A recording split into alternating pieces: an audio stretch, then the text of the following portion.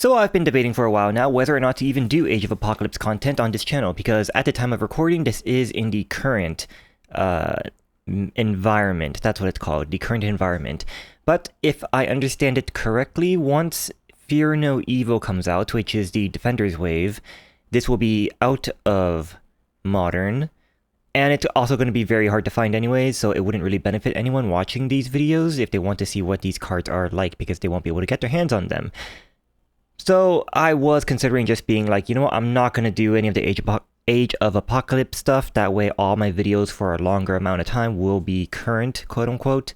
But then I found a used copy at retail price, so I decided, you know what, let's just go for it. So today I am going to be unboxing, well, not unboxing because this is already unboxed, it is used. But I'm going to be looking at the player cards for Age of Apocalypse, as well as all of the hero packs in that wave. We have Nightcrawler, Magneto, Jubilee, and... Nightcrawler, Iceman, Jubilee, and Magneto.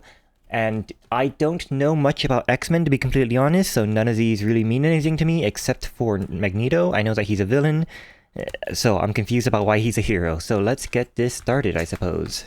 Now, naturally, this video is really more for me than it is for you. If you're looking for an unboxing video, this is just me looking at the player cards so I can see them before I play with them, so I don't have to read every single card as I'm playing with them every time I draw a new hand. And unfortunately, the used copy that I got has this weird damage across both of the player decks, and I don't know how that was caused, but it is there, and I'm just gonna have to deal with that. What's funny is that immediately after receiving this set, like 2 days afterwards, Age of Apocalypse is now back restocked on Amazon and on Asmodee's website. So I could have just waited a couple days and got them new, but that's okay. Well, relatively okay, because the Bishop deck is missing 3 cards, but those 3 cards are just Strength, Genius, and Energy.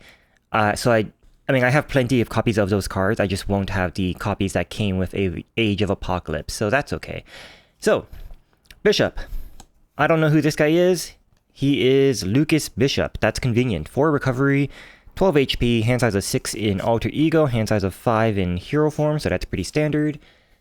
Lucas Bishop. Mutant temporally displaced. Response. After you change to this form, add a temporal card in your discard pile to your hand. And I'm assuming temporal is it's a tag that's on their hero cards. Alright. That seems pretty good, actually. You effectively have a hand size of 7 when you switch back to Alter Ego form. Well, not a hand size of... No, because you would be in hero form switching back to Alter Ego. So that one turn you would have a hand size of 6. Next turn you would have a hand size of 6. Yeah, okay. That's fine. It's not as active as I would like, but that's fine. So, Bishop, 2 dwarf, 2 attack, 1 defense, temporal X-Men. Energy Absorption. Responds after a bishop takes any amount of damage from an attack, discard an equal number of cards from the top of your deck. Add each resource card discarded this way to your hand. Oh, so this guy really wants to have resource cards. I suppose that's why he has Strength, Energy, and whatever the other one was. So I will have to keep that in mind. So, Malcolm, ally, 3 cost ally, Malcolm, 1 thwart, 2 attack, 1 consequential damage for both of them, 3 HP, temporal X-Men. Action, discard a resource card from your hand, ready at Malcolm. Discard a resource card from your hand to ready Malcolm. If that has a printed physical icon, heal 1 damage from Malcolm, limit once per phase. I don't think that's good. You have to discard a resource card to ready him, but he only has 2 attack. Those aren't great stats considering he costs 3. I don't think that's that good. Randall, 3 cost ally, 2 thwart, 1 attack, 3 HP, temporal X-Men. Oh wait, this guy has 2 signature allies? I don't think I've seen that before. I've seen heroes that have 0 signature allies, but I've never seen 2. 2 thwart, 1 attack, 3 HP, action, discard a resource card from your hand, ready Randall. If that card had a printed energy icon, heal 1 damage from Randall, limit once per phase. So this is the thwarting version of Malcolm, basically, and once again, I don't think it's that good. I think it might be better. It might be better than Malcolm, simply based on the fact that, like, proportionally, thwart is better than... 2 thwart is better than 2 attack, basically, in terms of just how effective it is at getting rid of threats. 2 cost upgrade, Bishop's Rifle, temporal weapon, restricted. Hero action attack, exhaust Bishop's Rifle and choose an enemy. Deal 1 damage to an enemy for each resource card in your hand. This attack gains ranged. Okay, so you really want to just have a bunch of resource cards in your hand. Like, this guy is just all about having resource cards. That's interesting.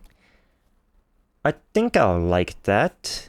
Although, deck building might get kind of samey considering how you want to just have a bunch of resource cards in there, so you probably just want to throw as many of them in there as you can.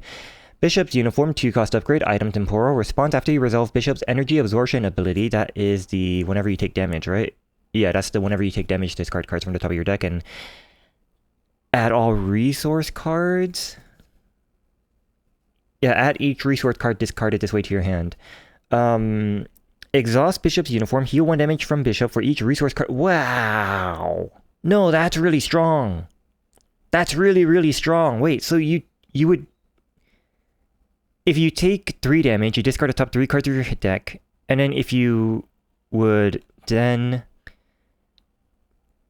get 1 energy in your hand, and you're assuming that you're drawing your hand of 5 at the beginning before you take any amount of damage, so you could already have resources in your hand, so you could overheal.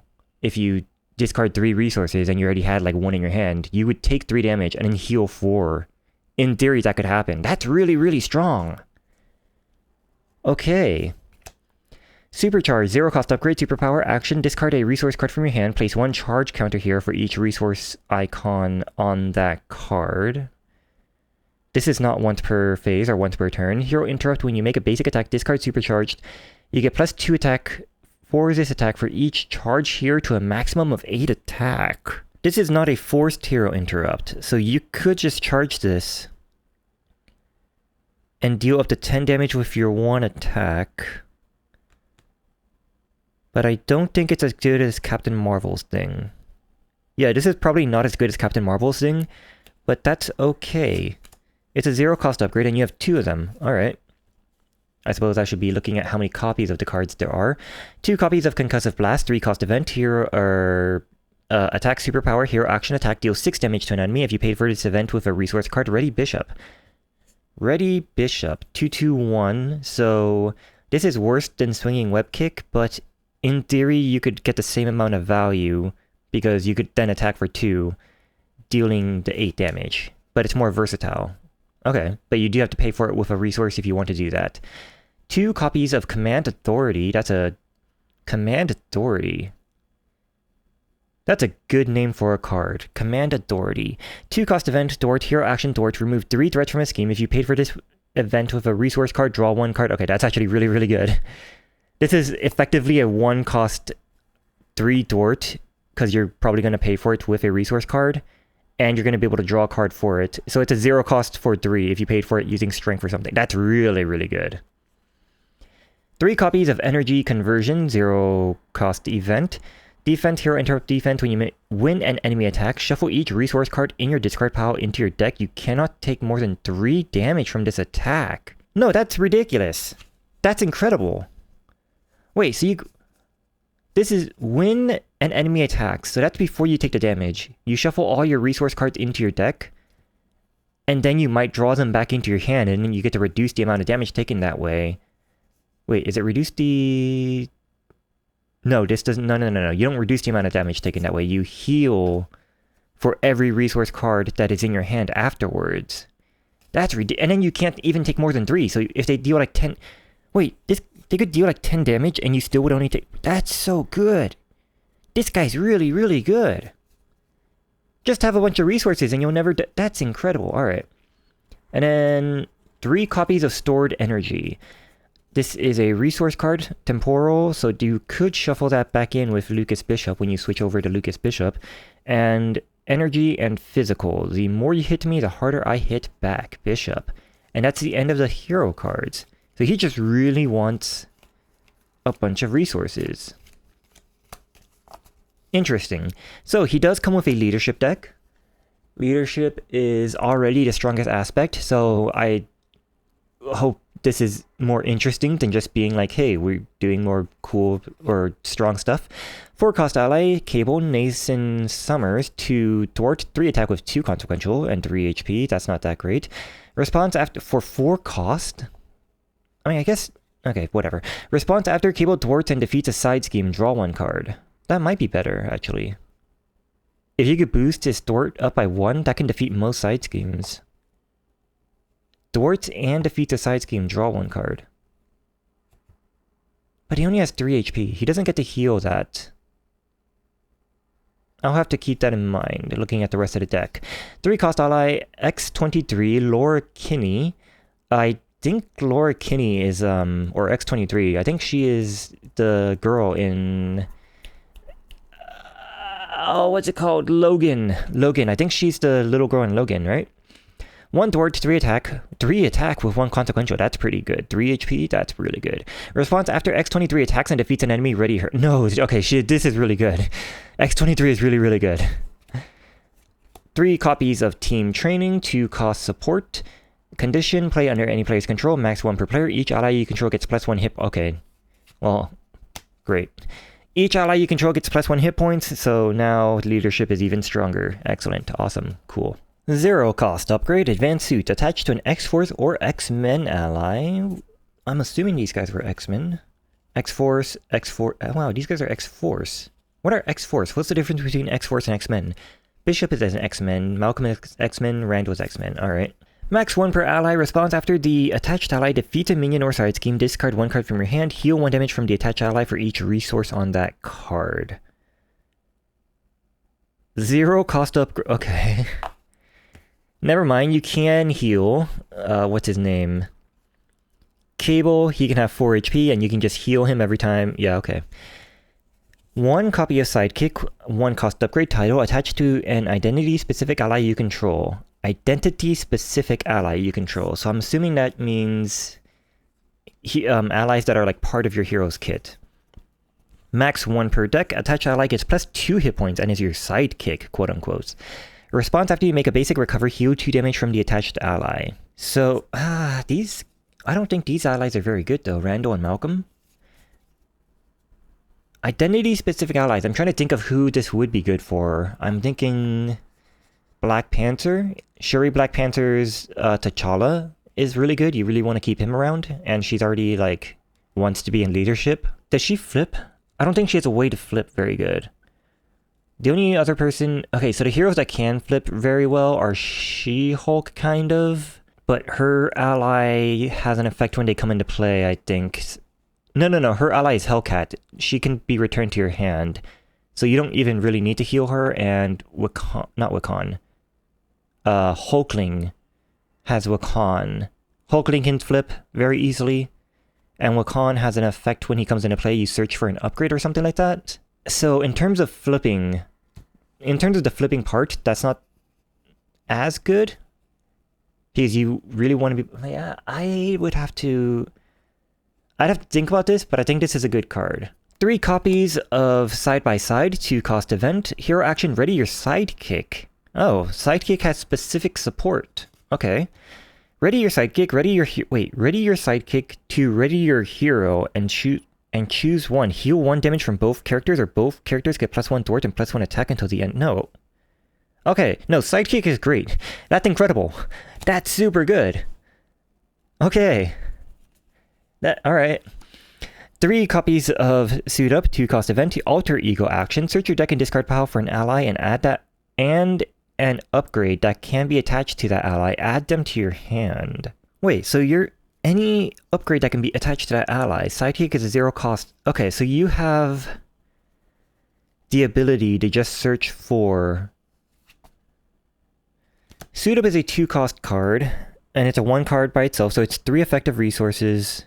I think that's the term people use in this community, effective resources, to get 2 cards, but those 2 cards go together. So you're effectively you're net -1 in terms of card economy, but that sets you up for your entire turn. This is really, really good.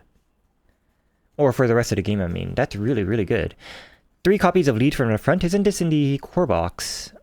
I'm pretty sure this is from the core box. Hero action, choose a player. Oh wait, no, this is alter ego action only though. Gotta keep that in mind. Choose a player. Each character that player controls gets +1 thwart and +1 attack until the end of the phase. Yeah, I'm pretty sure this is in the core box. And 2 copies of the Power of Leadership. This is also core box, but different art. And 3 copies, or 1 copy of Strength, Energy, and Genius that were not... they did not come in the used copies that I got, but I understand why. It's because when I was counting the cards to make sure they were all here, I didn't look at the card's effect. I was just like, are the cards all here? And I was freaking out when I only counted 37 cards. It's because on the site that everyone uses to check, to like look at what cards are in a thing, I forgot what the site is called, those cards are not listed in there, which is why I'm assuming they did not include those in the set when I bought these, so I don't really blame them for that. Plus, it's just strength, energy, and genius, so it's like, who cares that much? So, 3-cost ally, Legion. This is David Holler. One of my, I'm in a Pathfinder game, and one of my teammates' name is Legion. 1 thwart, 1 attack with stars on them, 3 HP, Psionic X-Men. Response after Legion uses a basic power, discard the top card of your deck. If that card's printed resource has energy, deal 2 damage to an enemy, mental, remove 2 threats from a scheme, fist, heal 2 damage from Legion. But then if you're discarding one of Bishop's energies, so that's going to be energy and a physical, so I'm assuming you get to do both of them. Deal 2 damage to an enemy and heal 2 damage from Legion. This is really... you are discarding cards from the top of your deck, which I never like, but that seems pretty good. 2 copies of Marrow. This is just Sarah. Couldn't even come up with a last name, I guess. 2 cost ally, which automatically makes you good. 1 thwart, 2 attack, 2 HP, X-Force. Play only if you have the X-Force or X-Men trait. Response after Marrow enters play, deal 2 damage to... No, that's really... What the freak is this? Wait. 2 cost ally has 2 attack, and after they enter play, deal 2 damage to an enemy. So then they can attack and deal 2 damage to an enemy. So they're effectively a 2-cost Nick Fury who can only deal 4 damage upon entering play, but you can split that 2 damage.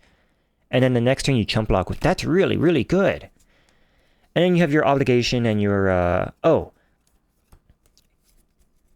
So Age of Apocalypse also comes with standard 3. I don't look at the Nemesis and obligation cards. I just consider them part of the encounter set, so I don't look at them when I'm looking at the player cards, or at all. I just wait for them to come up. But this comes with standard 3, which I'm excited to try out, because from what I understand, people actually really like standard 3, and I really dislike standard 1. I don't think the standard 1 set is very good, and I think expert 1 is really, really bad.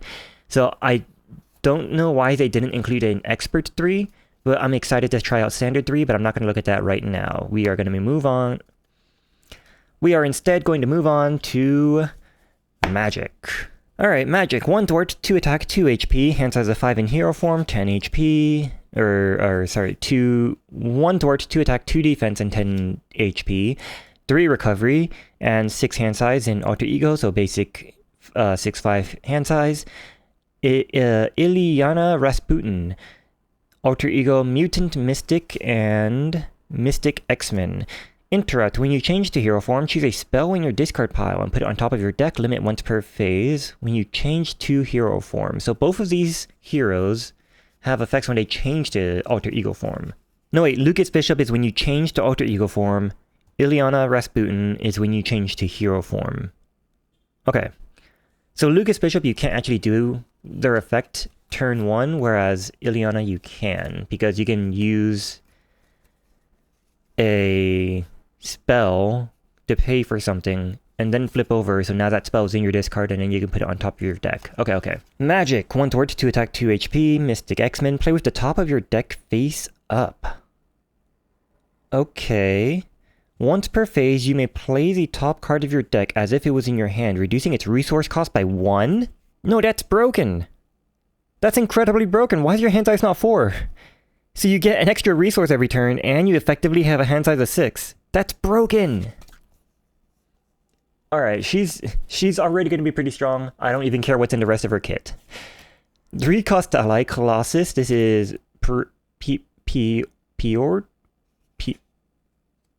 Piotr Rasputin?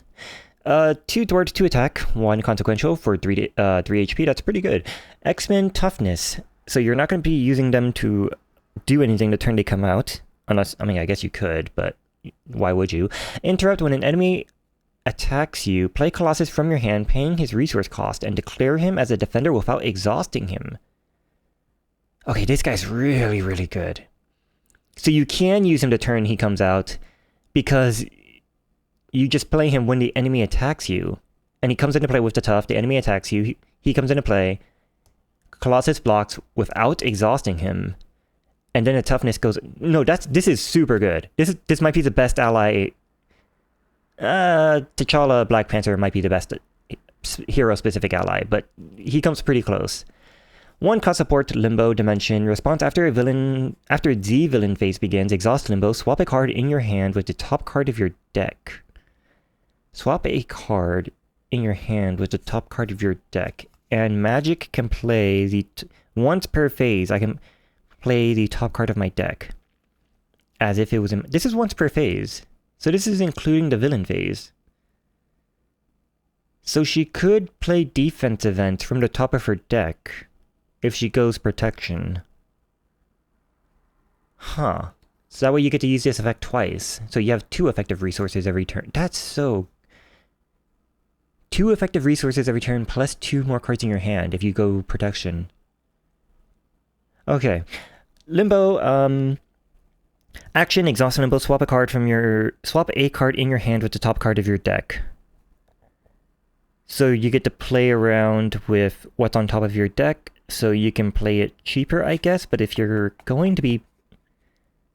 Yeah, okay. So you're just playing magic or musical chairs with your deck in hand. 2 cost upgrade, Magic's Crown item. Oh, I don't know who Magic is, but she's showing up everywhere. Like, she's everywhere these days. She is in the new Marvel fighting game. She's in Marvel something else. I don't remember her being a popular character. Like, I have some awareness of who characters are. And I've never heard of Magic until like 2 years ago, and now she's everywhere. That's something I forgot to say. So Magic's Crown item, Magic gains steady. I believe that means you need 2 of each status to actually make you stunned or confused. While the top card of your deck has a energy or wild resource icon, Magic gets +1 thwart. You don't have to exhaust this. You can just have it.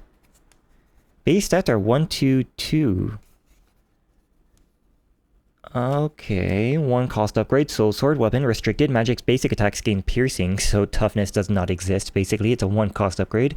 While the top card of your deck has a physical or wild resource, Magic gets +1 attack. And I'm assuming this is defense. Mystical armor, 1 cost upgrade. Armor, Magic gains retaliate. What? Wow! You're really, really strong. Magic is super strong. And while the top card of your deck has a energy or wild resource, Magic gets +1 defense. So ideally, you would have a wild resource on the top of your deck at all times, but even if you don't, you still get these benefits. Your Magic's super strong. 1 copy of Scrying, 0 cost event, spell. We finally have a spell. That's what you get to... Yeah, when you change to hero form, choose a spell in your discard pile, put it on top of your deck.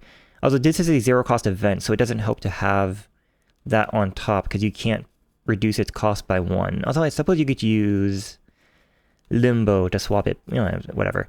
Action, look at the top 3 cards of your deck, draw 1, discard 1, and put 1 back on top of your deck. That's incredibly strong for a 0 cost card. Wait, draw 1, discard 1, and put 1 back. So you don't... This doesn't even cost 1 effective resource, because you still get to draw 1 of them.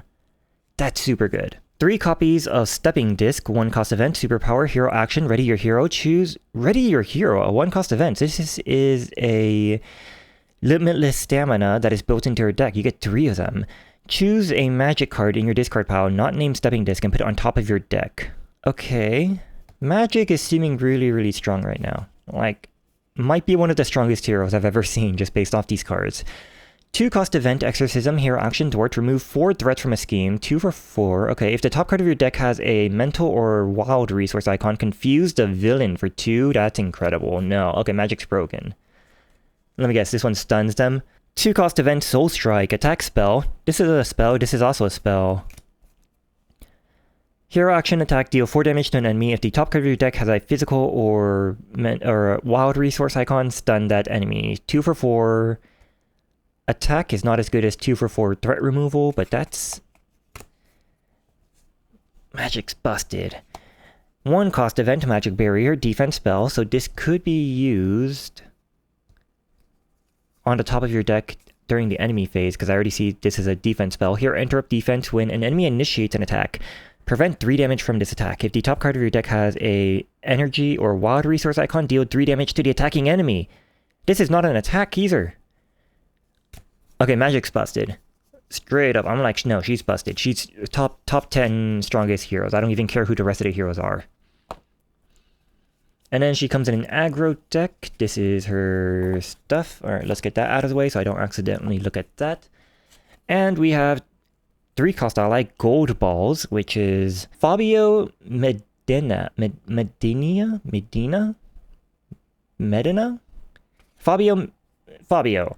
1 dwarf, 1 attack. I'm going to be playing in a Fallout Factions, what's it called? War game with my friends and his friends.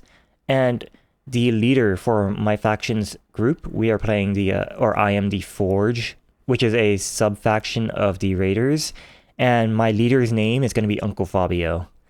Just random bit of trivia. 1 dwarf, 1 attack with a star, 3 HP, X-Men. Interact when Gold Ball's attacks. Discard the top 3 cards from the top of your deck. Gold Ball gets +1 attack for this attack, where X is the number of cards discarded this way.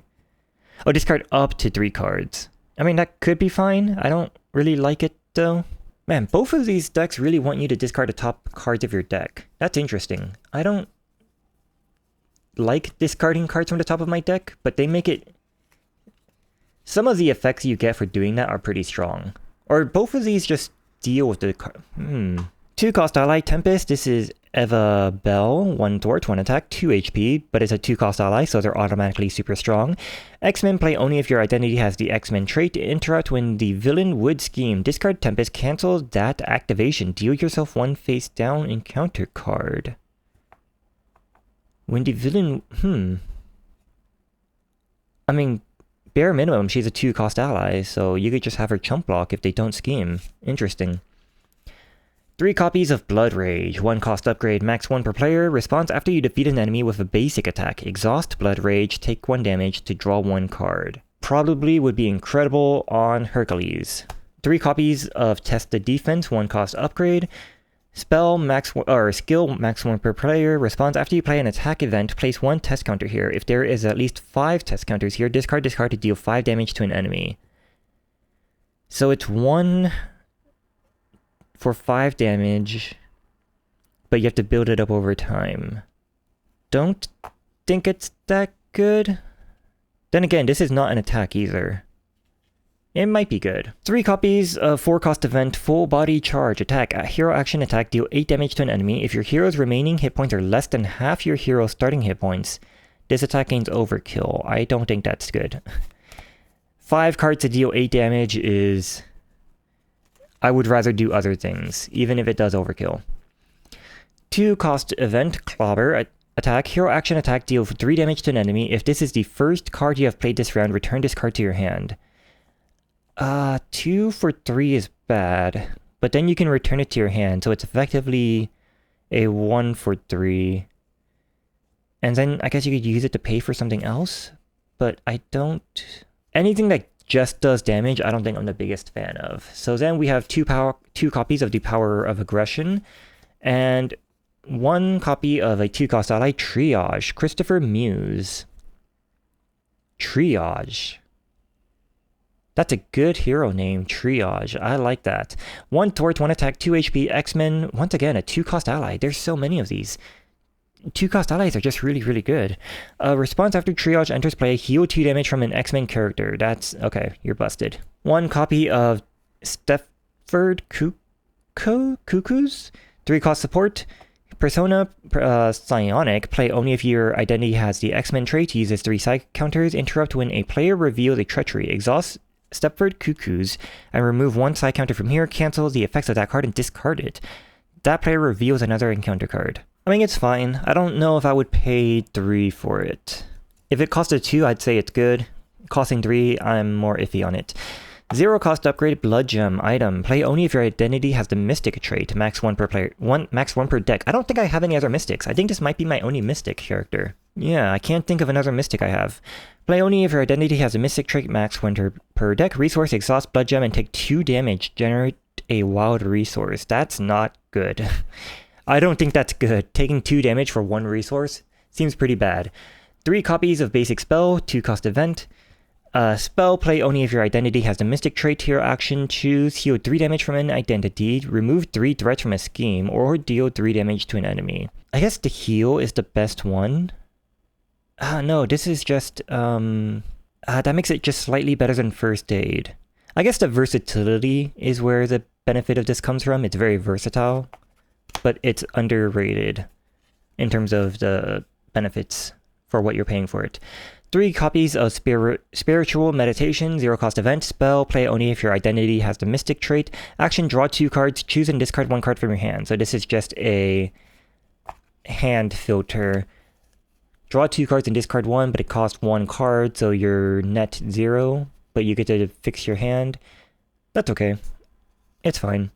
I think I would rather play her in protection just based off her ability.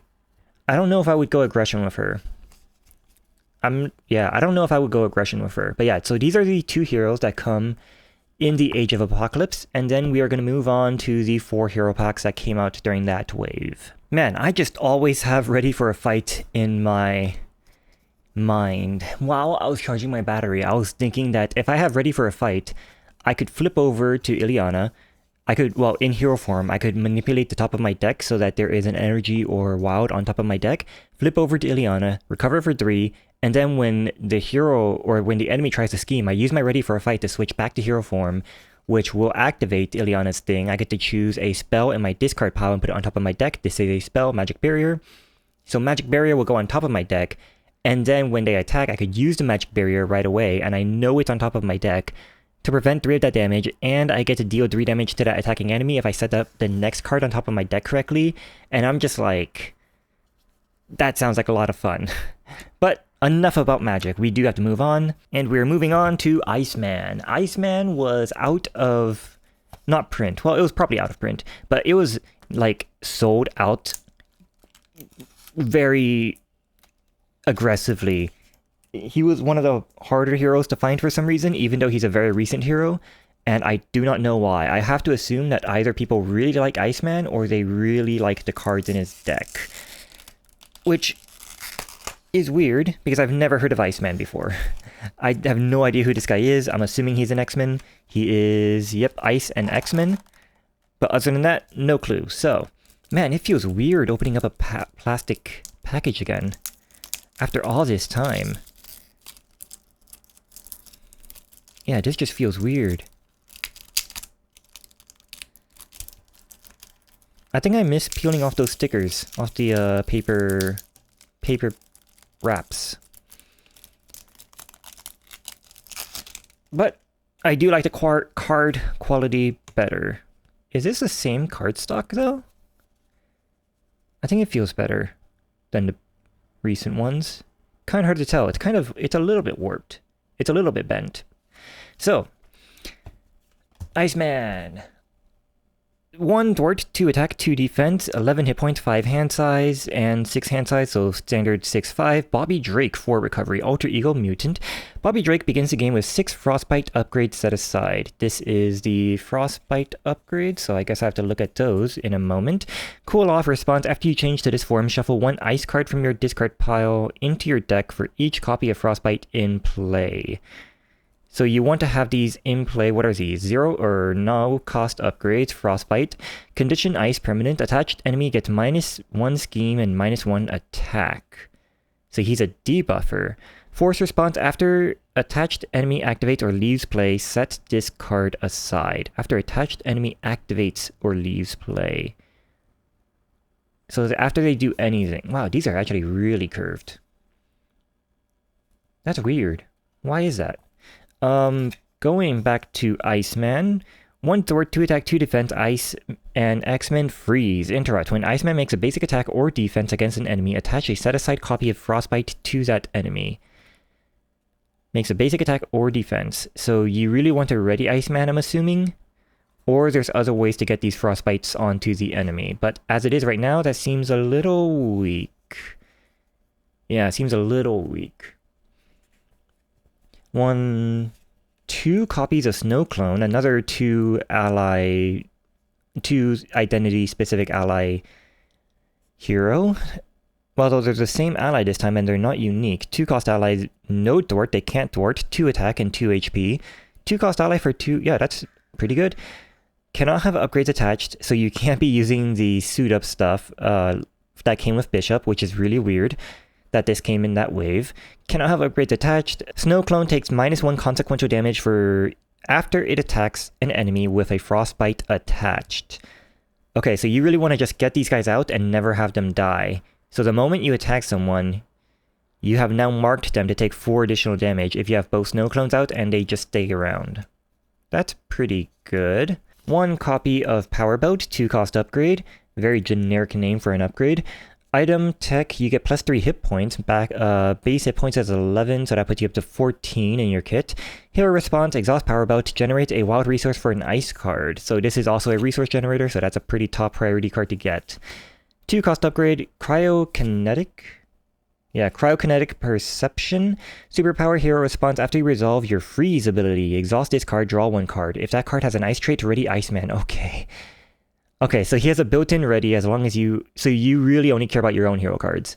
You want to thin out your deck so your own hero cards are the ones that are there. Man, that's an upgrade that readies you. And it draws you a card. Wow. So basically, once you have this out, you get to draw a card every single turn because you're going to use your ability at least once because you're going to make a basic attack or defense against an enemy. I suppose you could thwart, but with 1 thwart, why would you do that? Wow, okay. 1 copy of Ice Slide, 2-cost upgrade. Ice Slide, Ice Superpower, Iceman gets +1 thwart, +1 attack, and +1 defense and gains the aerial trait. Force response, after you change to Alter Ego form, shuffle this card into your deck. So you don't want to change back into Alter Ego. I mean, I suppose you shuffle this card into your deck. So if you are, or rather, I suppose I should say, if your deck is small, then you could say now is the time to change back to Alter Ego. That's why this goes back into your deck, so that you are guaranteed to draw it, and then you can play it again, and it's just going to be out there for a while until you change back. Okay, that's pretty good actually. I think that might be pretty good. 2 copies of Frozen Solid, 3-cost upgrade, condition Ice, hero form only, attached to an enemy, max 1 per enemy. Force interrupt, when attached enemy would activate discard Frozen Solid instead, then attach a set-aside copy of Frostbite to that enemy. So this is cheaper than Webbed Up, but it doesn't stun them afterwards, it just gives them the Frostbite. But I think Frostbite might be better than a stun in this specific deck. Plus, it also stops them from scheming. Yeah, that's pretty good. 1 copy of Ice Wall, 4-cost support, Ice, force interrupt when an identity would take any amount of damage from an enemy attack. When an identity would take any amount of damage. So this includes your allies, not just Iceman. Place that damage here instead. Then if there's at least 8 damage here, discard, and attach a set-aside copy of Frostbite to the enemies that just attached. Okay, this is good. 5 effective resources to prevent 8 damage, but then it also attaches to Frostbite. I think that's... well... it might not be that good. Place that damage here instead, then if there is at least 8 damage. So in theory, you could get it up to 7, and then they could do a massive attack, and that would still all go on Ice Wall, so that might be good. Situationally, it might be good. 2-cost event, Arctic Attack, 2-cost event, attack, Ice Superpower, hero action attack, choose, deal 4 damage to an enemy and attach a set-aside copy of Frostbite to it. Okay, so there is more Frostbite support. Or deal 6 damage to an enemy with Frostbite attached, so that could be 2 for 6, which is pretty good. 2 for 4 is not as good, but then it attaches to Frostbite. Yeah, that's fine. 3-cost event, Ice Blast, Ice Superpower, hero action, choose a player, attach a set-aside copy of Frostbite to the villain and each minion engage with that player. Deal 3 damage to each enemy with a copy of Frostbite attack. That's stupid good. After you change to this form, shuffle 1 ice card from your discard pile into your deck for each copy of Frostbite in play. So you kind of want to keep them alive. That's weird. That's weird. Then again, most minions don't have like 2 scheme, so you could put a Frostbite on all the minions, flip over, and then they would have 0 scheme. Yeah, I'd have to think about that. Chill Out, 3 copies of a 2-cost event, Chill Out, and this is the last of Iceman's cards. Hero action thwart, remove 3 threats from a scheme, attach a set-aside copy of Frostbite to an enemy. That's... yeah, okay. First impression seems kind of underwhelming. Not underwhelming in, like, I think he's bad, but underwhelming in the sense that I just looked at Magic and Bishop, and Iceman is not impressing based, like, directly coming off of that. But let's see the cards that come in as kit. 2-cost ally, Shark Girl, another 2-cost ally. So many of these in this wave. This is Iara dos Santos?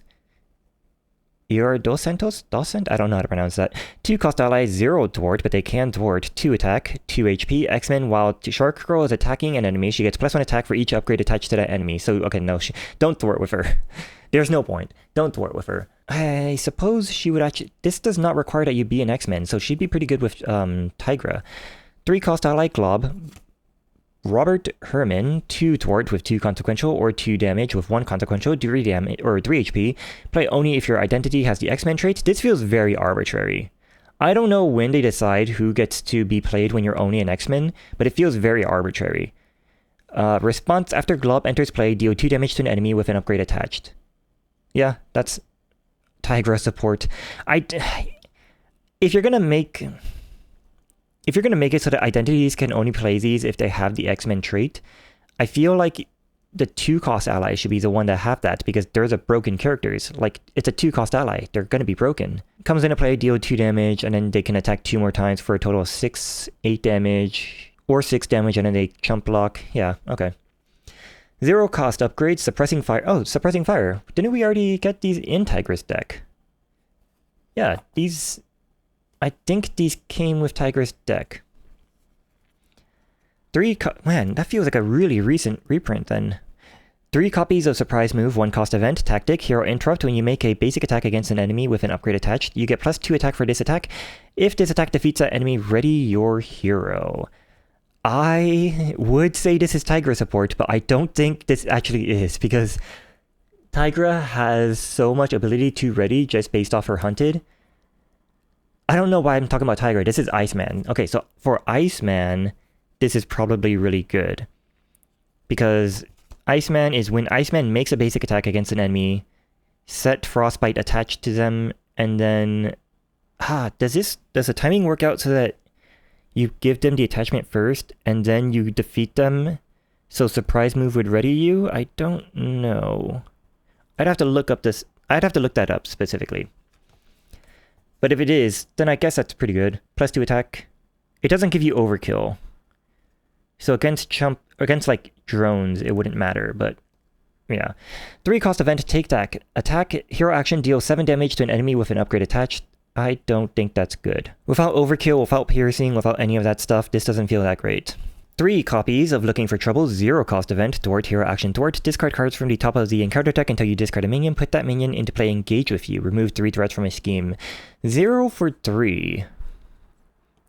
Removal is obviously good, and it gives you a minion.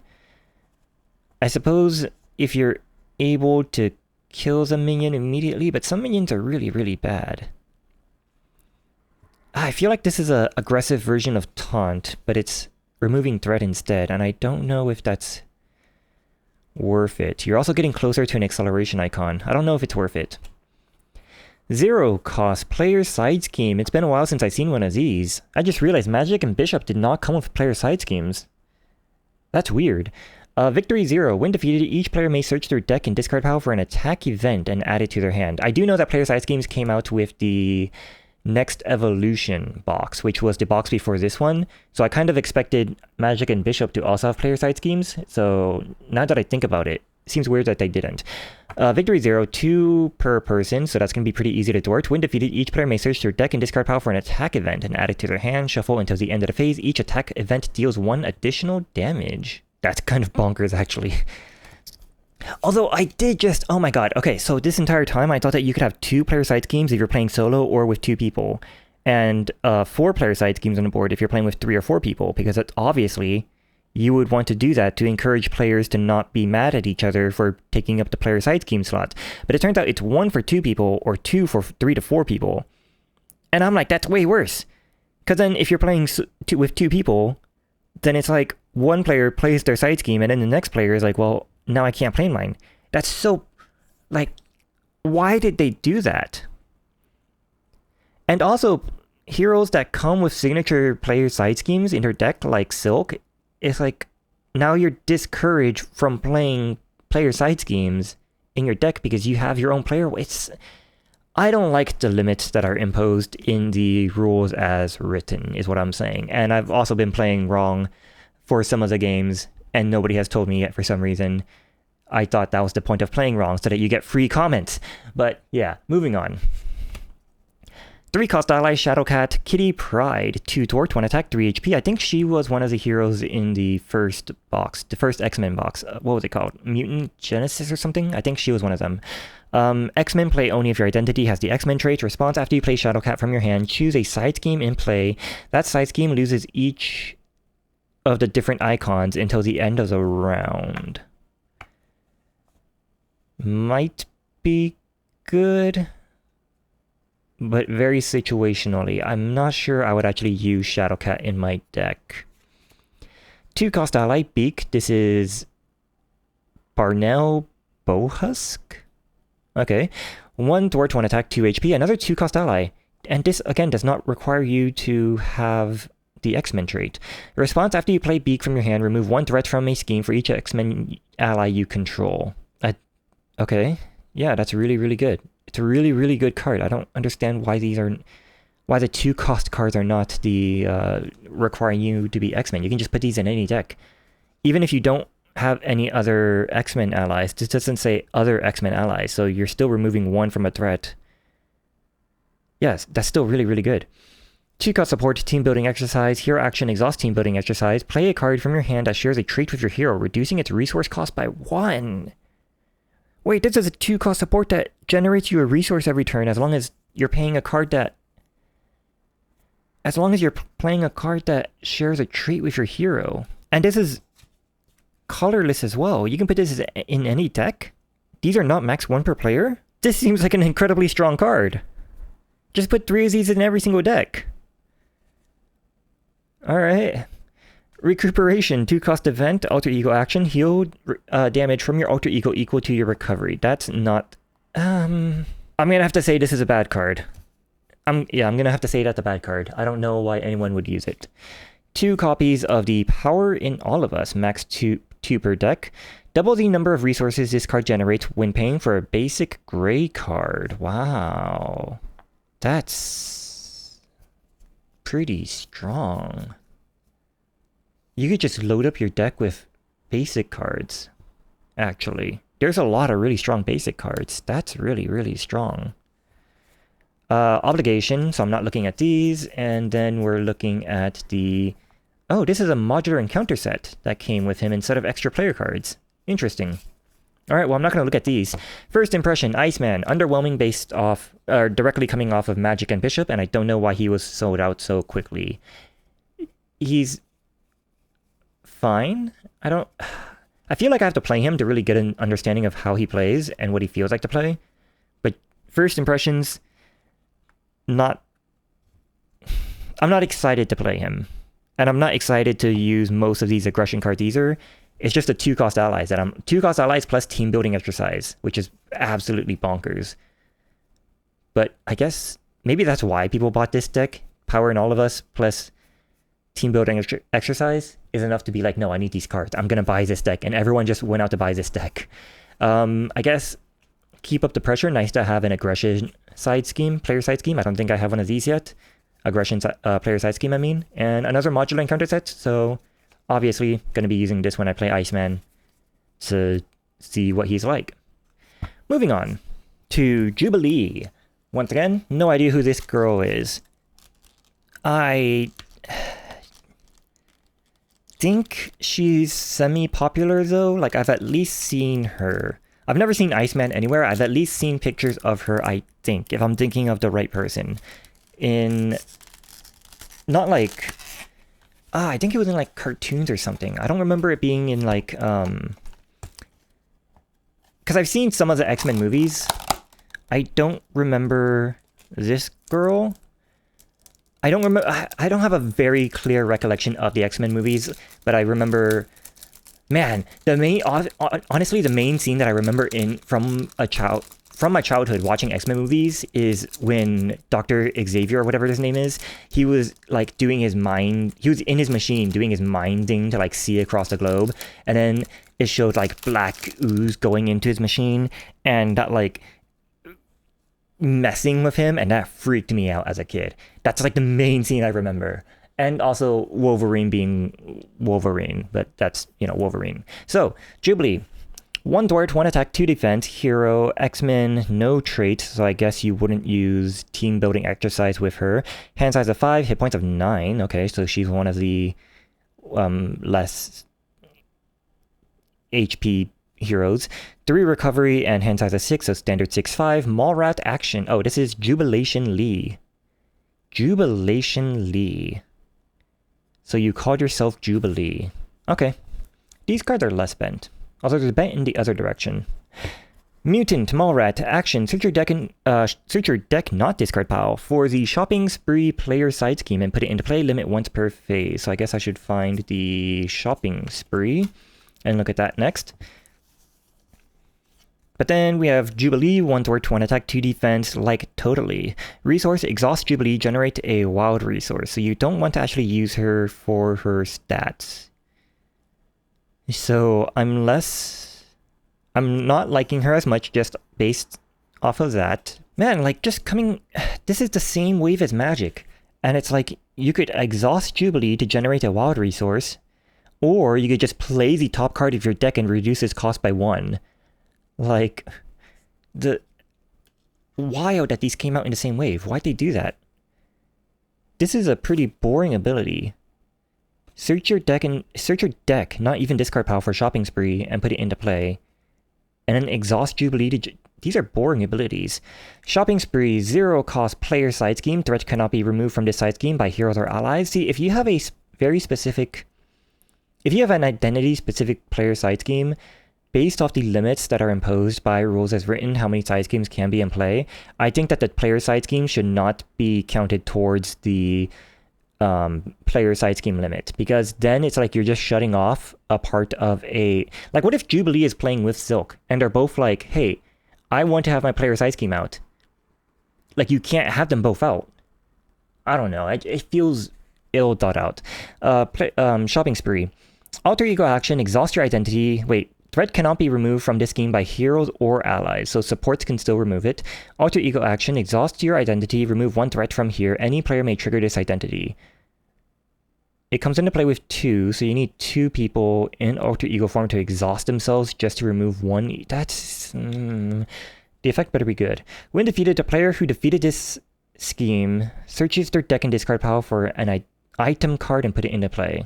Alright, well, you better have some pretty good items, because this seems like a pretty bad card. Jubilee is not looking very good right now. 4 cost ally, Wolverine. This is Logan, and Logan is not his real name. Or it's not his birth name, I should say. 1 thwart, 3 attack with 2 consequential damage, 4 HP, X-Men, Wolverine's attack scheme, piercing. And response, after you change the alter ego form, heal 3 damage from Wolverine. Okay, so you want to attack and thwart, and then flip over to heal to 3. I guess Wolverine might be a good option for suit up. Or not suit up, sidekick.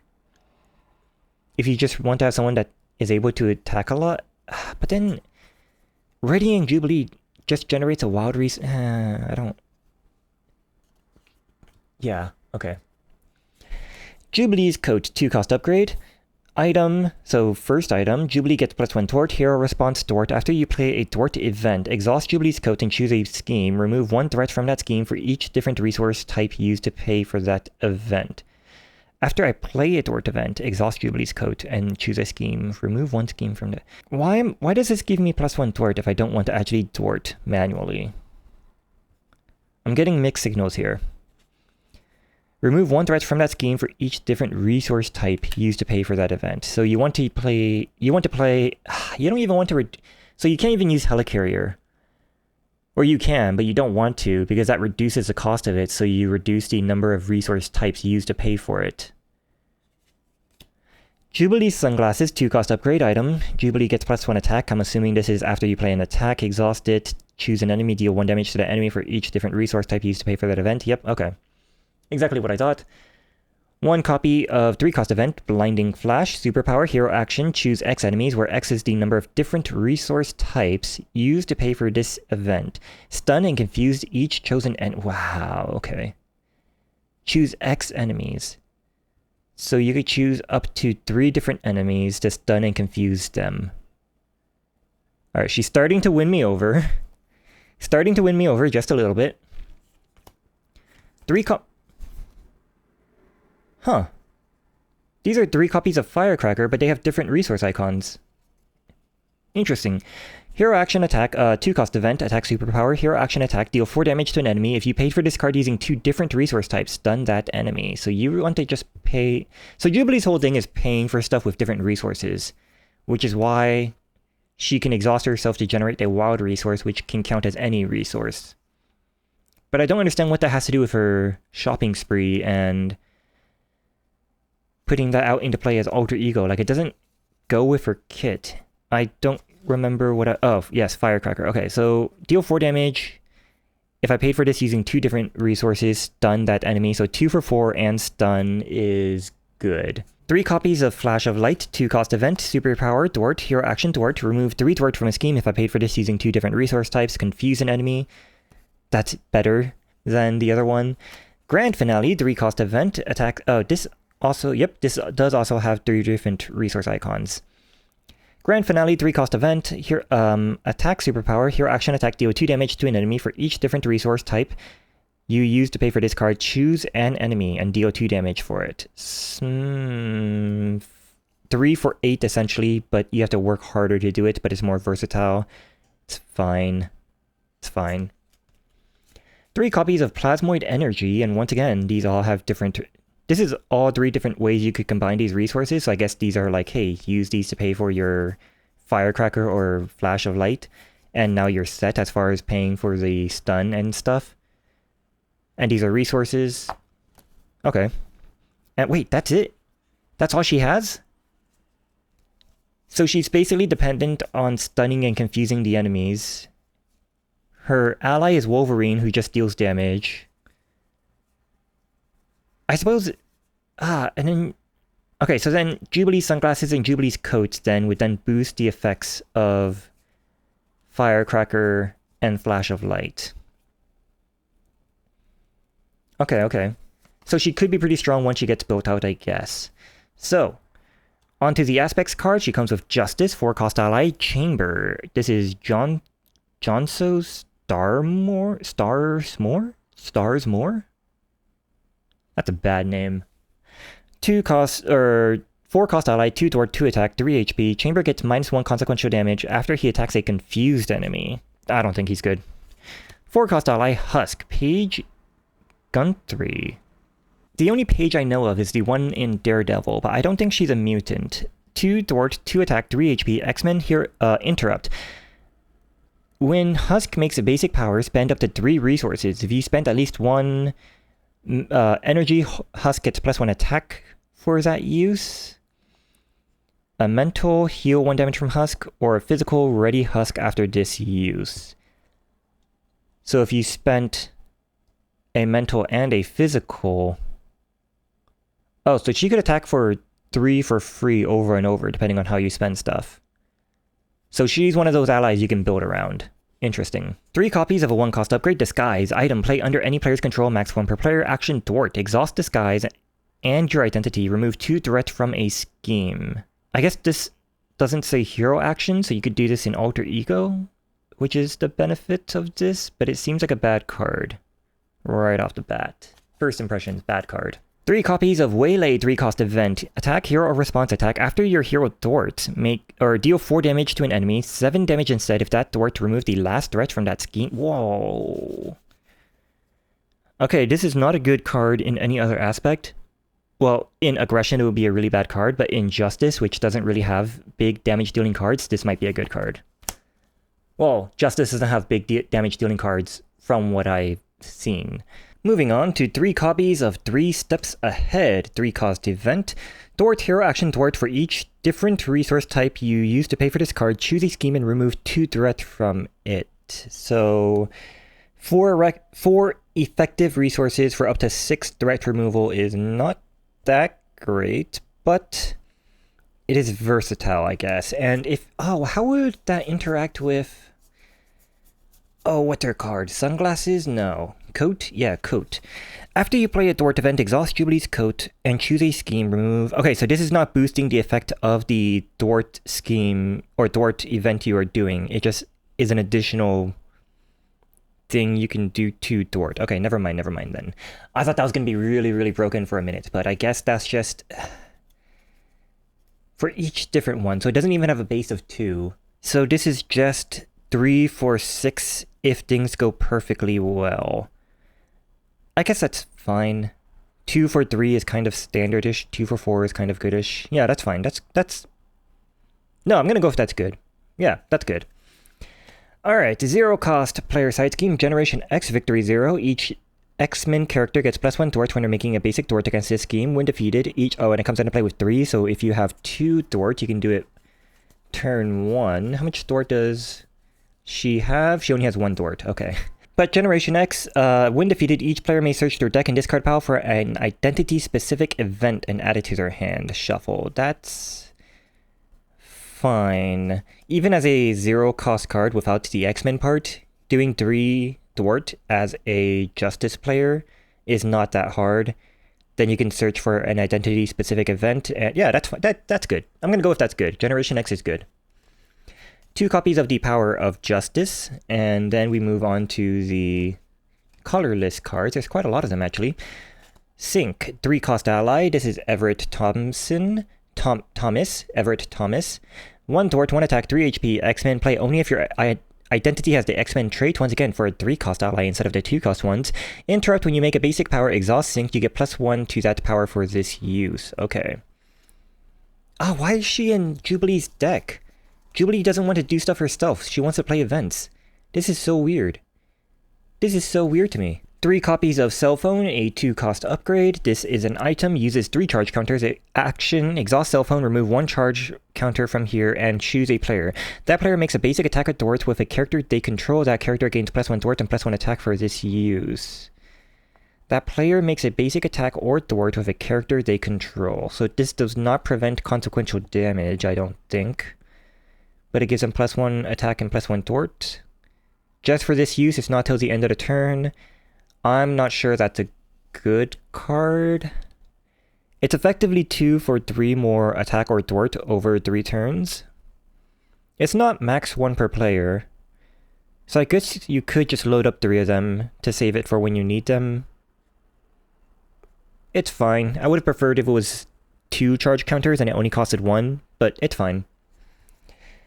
3 copies of X Gene, 1-cost upgrade. Play only if your identity has the mutant trait, max 1 per player. Wait, are these heroes not mutants when they're... Wow, they're not mutants in hero form. That's weird. Why would you do that? That's so weird. Max 1 per player, resource exhaust X Gene, generate a wild resource for an identity-specific event. Okay, yeah, that's... So this is just... more X-Men support, very specifically X-Men support. Good card, what can I say about it? But it's only for X-Men. Or mutants, I guess. 3 copies of a 3-cost event, multi-talented, attack, Dort, hero action, Dort, attack, and Dort. If you paid for this event using at least 1 physical, deal 2 damage to an enemy, mental, remove 2 threats from a scheme, or energy, heal 2 damage from your identity. So, ideally, you would be doing at least the energy and mental, maybe? But then it's kind of hard because this is a attack and Dort, even if you're not doing the attack or Dort part. So a stun or a confuse, would it just cancel the effects of this card, or would it only cancel the attack and Dorting part of the card? I think it cancels the entire effect of the card. So yeah, that's kind of hard. 1 copy of Unlikely Duo, and that is it for her player card. Oh no, she has more player cards. She does not have a... Oh, she does still have a guy at the end of her thing. So, Unlikely Duo, 2-cost event. Attack, Team Up, Jubilee, and Wolverine. Oh, right, Team Up cards. I forgot they exist. Man, why does Bishop, that's his name, Bishop. I know that Cable is the one from Next Evolution. Bishop has 2 signature allies, and he doesn't have a single team-up card. That's weird. Unlikely duo, 2-cost event, team up Jubilee and Wolverine, max 1 per deck. Hero action attack, confuse an enemy, deal 4 damage to a confused enemy. So you can confuse someone else and then deal 4 damage to another enemy if they were already confused. I think Wolverine is going to be hard to kill, so this is probably good. Yeah, it's probably good. 4 damage to confuse and deal 4. Yeah, that's good. First impressions, Jubilee, she feels kind of weak. Once again, coming off of Magic and Bishop, I'm like, ah man, her kit is so confused too. Like you have like 3 different things going on. You have your paying for events, you have your Wolverine ally who is just there, and then you have your shopping spree, which is like, it's so confused. I don't even know what aspect I would want to play her in. Like, I don't want to play her in leadership because those don't have attack and thwart events. I mean, they might, but I don't remember any of them. Don't really want to play her in defense because you have to yeah, I'm not getting the best vibes from her just off the bat, but I'd have to play her to see. So these are now the additional cards that she comes with. We're on to 3 copies of Mutant Mayhem. This is 3-cost event, Alliance, hero action, choose an X-Force ally and an X-Men ally, and return them to their owner's hands. Those players play those allies, ignoring their resource cost. X-Force and X-Men ally. Wolverine is X-Men. X-Men, X-Men, X-Men. Okay, so Jubilee only comes with X-Men, so I don't know why this comes with Jubilee. But you basically get to use your allies. You get to use 2 different allies, X-Force and X-Men. Get them down to like 1 HP. And then you play this, return them to your hand, and they come back into play. And then you can use them again. This is probably a really, really good card. This is probably an incredible card. Serve and Protect, 3 copies of Serve and Protect, 2-cost event, Alliance, hero interrupt. When any amount of threat would be placed on the main scheme, exhaust an X-Force character and an X-Men character, prevent that threat, and give each of those characters a tough status card. Okay, this is so much better than, wow, this is a this is like a mini thwart, but it's for protection. But it's ally, wow, it wants you to have allies from different from different traits to prevent threat, but it also gives them tough that's, wow, okay. Another unlikely duo, and then you have your arcade modular encounter set. So it's nice. It seems that we're getting modular encounter sets with all of these minions in this wave. Not minions. Heroes in this wave. So that's cool. Not the most excited to play Jubilee, but we shall see. Next up is Nightcrawler. Now I know that Nightcrawler, from what I hear, Nightcrawler is A, very popular as a character, and B, this is apparently the hero pack that made Protection fun. That's what people say, is that this is what made Protection fun. So I'm expecting some good Protection stuff because core box Protection sucks. And it's also a pretty bad sign that you have to get all the way to like wave 7 or whatever this wave was for people to be like, hey, Protection is good. Like, that's a really, really bad sign, right? Man, that's... And it's the very end of the X-Men wave as well, and plus these cards are about to become legacy. So it's like, what are you going to do once... Are you just going to have to reprint these cards once you get the Defenders wave so that people can use the cards that apparently make Protection good? Same thing with Ready for a Fight. Like, once the wave after Daredevil comes out, that would mean that Ready for a Fight would now be legacy. And I'm like, no. Make Ready for a Fight a standard card that is in the core set. That is an essential Protection card, in my opinion, that makes Protection actually, like, viable. See, these cards are not bent. These cards are, like, good. What's up with that? Nightcrawler. 2 thwart, 1 attack, 3 defense, hit points 9, hand size of 5, so that's just like Jubilee. Well, I mean, the stats are different, but in terms of hand size and hit points, and hand size at 6 in Alter Eco, 3 recovery, Kurt Wagner. Kurt Wagner, 3 recovery action. Search your deck for a copy of Banff. This is not deck and discard pile for a copy of Banff and add it to your hand, limit once per round. So you effectively have a hand size of 7. That's good, and Banff is going to be an important card, I'm assuming. So we'll check that out in a moment. the rapid teleportation, X-Men, once again, no traits, so you can't use the Iceman card that is based off your traits. Rapid teleportation, action, spend one resource of any type, return a copy of BAMF from your discard pile to your hand. Okay, so you really want BAMF. So you get to search your deck for free for a BAMF card as Kurt Wagner, and then in hero form, you get to spend a resource to get BAMF back. So you still have an effective hand size of 5 in hero form, but you have 7 in alter ego form. So what is BAMF? BAMF, here we go. 3 copies of it. 0 cost to upgrade. BAMF. Attached to an enemy, max 1 per enemy. Hero interrupt defense. When attached enemy attacks, discard. Declare Nightcrawler as the defender without exhausting him. Oh. Okay, so that's why this guy is fun to play in protection, because he can defend without exhausting. It's a 0 cost upgrade, so you can play for free. Turn 1, you're an alter ego, you search for a BAMF, you put the BAMF on the villain, you flip over, and then when the villain attacks, you get to defend for free. And then, next turn, you get to use your rapid teleportation, spend a resource of any type, to return it to your hand, put it back on the enemy, on the villain, and the next turn you still get to defend for free, and then you just do that over and over again. Interesting, okay. That's going to be fun. You still need some sort of damage though, because as I've discovered while playing what I called All Bark Spider-Man, where he played Taunt, defending only gets you so far, right? Like you just don't die, but that's not it. You can't win that way. So, Day Tripper, Amanda Sefton? Yeah, Sefton, 2 cost ally, 2 toward, 2 attack, 2 HP for a 2 cost ally. That's really good. Response after Day Tripper enters play, search your deck and discard pile for a copy of BAMF and attach it to an enemy. Deal 1 damage to each enemy with a copy of BAMF attached. Okay. Day Tripper is really, really good. She's a Mystic. She's not an X-Men, so you can't use Jubilee's, what's it called, Mutant Mayhem. She's just a Mystic, unfortunately. Kirk's Chapel, 1 cost support. Location, Kurt Wagner gains 1 recovery. His base recovery is 3, so 4 out of 9 is almost halfway healing once you have Kurt's Chapel out. Alter Ego response, after you make a basic recovery, exhaust Kurt's Chapel and choose a player. That player draws 1 card. Okay, so you get to exhaust and recover after you make a basic recovery, so... Oh, what was the card in... Yeah, I was thinking of Recuperation in Iceman's pack. Alter Ego action, heal damage from your alter ego equal to your recovery, but this is not making a basic recovery, unfortunately.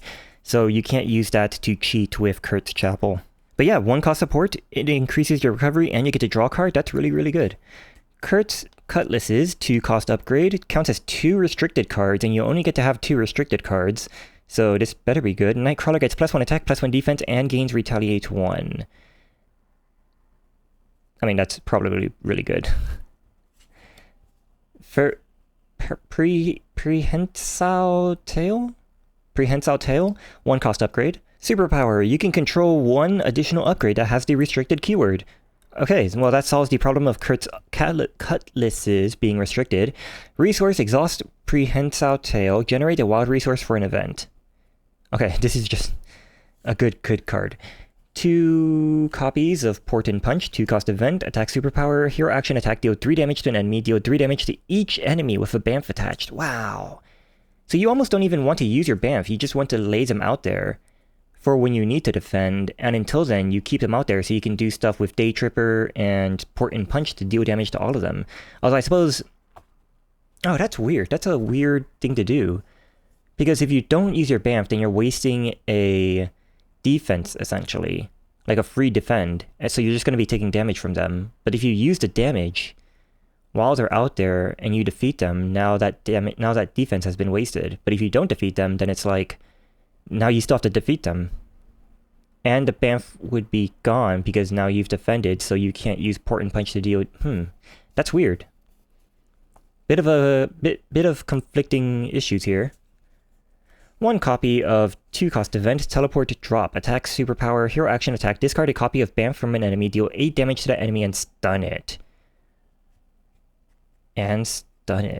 So you need to have a BAMF attached to them, but you can get a BAMF by spending 1 resource from your graveyard.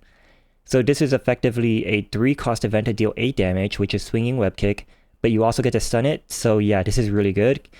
And that explains why you only get 1 copy of this. 2 copies of Scout Ahead, 1 cost event, superpowered Dwart, hero action Dwart, remove 3 threat from a scheme. You may discard a copy of Bam from your hand to remove 3 threats from another scheme. That's incredible, actually. That's actually incredible. First off, it's 1 for 3 threat, which is already really good, and then you can discard a Bam from your hand, so now it's 2 for 6. Yeah, that's really, really good. 0 cost event, port away. Actually, wait, is it? Oh, it has to be another scheme. It doesn't say a scheme. It has to be another scheme. So you can't do 6 on one single scheme. But it's versatile, so yeah, versatility makes it good. 0 cost event, port away. You only get 1 copy of this. Superpower. Action, discard a copy of Bam from your hand. Change forms and ready your identity. Whoa, wait a second. You have a form changing card. Oh, Nightcrawler is one of my favorite characters now. Just by virtue of having a form changing card. Discard a copy of Bam from your hand to change forms and ready your identity. So I could be a Nightcrawler, use a resource to get a Bamf, then use Port Away. So now this is effectively 2 cards to switch identities. You don't get to draw a card, but you do get to ready your hero. So then you can use your ready to heal yourself, and then draw a card if you have Kurt's Chapel, and then you could switch back to Nightcrawler. And then wait, no, as Kurt Wagner, you can get your Bamf back from your deck as long as you have one in your deck. And then switch back to Nightcrawler, so you've effectively not used a Bamf. So this is a 0 cost event to switch basically and heal. Or the other way around. Okay, this is good. We're doing stuff. And lastly, 2 copies of Tally Ho, 1 cost event, defense superpower, hero response defense. After Bamf makes Nightcrawler the defender of an attack, return that copy of Bamf to your hand. Deal 3 damage to the attacking enemy. Okay, I was gonna say, if this was a 0 cost event and all it did was return it to your hand, then this would be a bad card, or a 1 cost event, because it takes 2 cards to get back 1 Bamf, which only takes 1 card to get. But then you're also dealing 3 damage, so it's 1 cost for 3, essentially, to do what you were already gonna do to bring the Bamf back to your hand. So this is... I'm gonna go with good, because it's a defense, it's not an attack. So you can still do this while you're stunned. Okay, this is good. This is good. All right, and we're on to protection cards, obviously. This makes sense to be a protection deck. So, 4 cost ally, Rogue, Anna Marie. Mary? I just realized I never known Rogue's name. Huh. Obviously, I know who Rogue is. Rogue is iconic. 2 thwart, 2 attack for 4 cost, 3 HP. X-Men action, deal 1 damage to another friendly character. Until the end of the round, Rogue gains each of that character's traits and adds that character's printed thwart and attack to her matching powers, limit once per round. I don't think that's good, because you still have to deal consequential damage to yourself, so you're effectively... Rogue doesn't have any special abilities on her own, like 2-Gun Kid or whatever. If 2-Gun Kid could do this, then that would be great, because then he can attack 2 enemies. But Rogue just does their attack and defense, or attack and thwart. And you still have to deal 1 damage to another friendly character. Oh, I suppose you could deal damage to Nightcrawler, actually. Nightcrawler is a friendly character, so... But Nightcrawler stats aren't the best. 2 attack, or 2 thwarts, 1 attack. I suppose you could do it to... other heroes as well. I'm going to assume this is protection support and not Nightcrawler support. That's what I'm going to go with. Yeah, that's what I'm going to go with. 3 cost ally, North Star, John Paul Boubier. 1 thwart, 2 attack, 3 HP. X-Men interrupt when a boost card is turned face up during an attack. Deal 1 damage to North Star. Cancel all boost icons on that card. Ooh. Oh, this guy's good. Oh, this is a good protection ally. 3 copies of Change of Fortune, 1 cost upgrade, play under any player's control, max 1 per player. Response, after you defeat an enemy during the villain phase, exhaust this card, draw two cards. After you defeat an enemy during the villain phase, exhaust this card and draw it. Ooh, okay. No. This is good. This is good. This is the protection support I'm looking for. Okay. 3 copies of Under Control, 0 cost upgrade, tactic, attached to a minion, max 1 per minion. Response, after a hero defends against attached minion's attack and takes no damage, deal 4 damage to the attached minion. 0 cost card, so 1 card to deal 4 damage to a minion as long as you defend that minion. Might be good. Probably good. I'm gonna go with probably good, actually. Actually, no, that's gonna be really good. I'm gonna go with really good. Especially if you have the Change of Fortune out. So now it's a 0 cost card. You defeat a minion, and you get to draw 2 cards. No, that's going to be really good. 3 copies of Come Get Me Bub, 0 cost event, tactic, hero action, discard cards from the encounter deck until you discard a minion. Put that minion into play, engage with you, heal 3 damage from your identity, and gives your identity a tough status card. Oh, that's rough. I don't... situationally good, maybe? I don't know how I feel about it. 3 copies of Powerful Punch, 2 cost event. That sounds like an aggression card if I've ever heard one. Attack, defense. Hero interrupt. When an enemy initiates an attack, deal 4 damage to that enemy.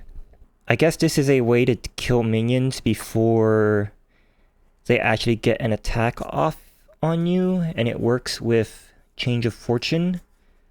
So I guess if you're specifically playing Change of Fortune, which why wouldn't you?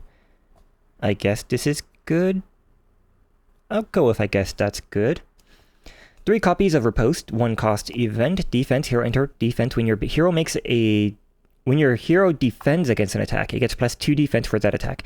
If you take no damage for this attack, deal 3 damage to the attacking enemy. So this is like your what's it called?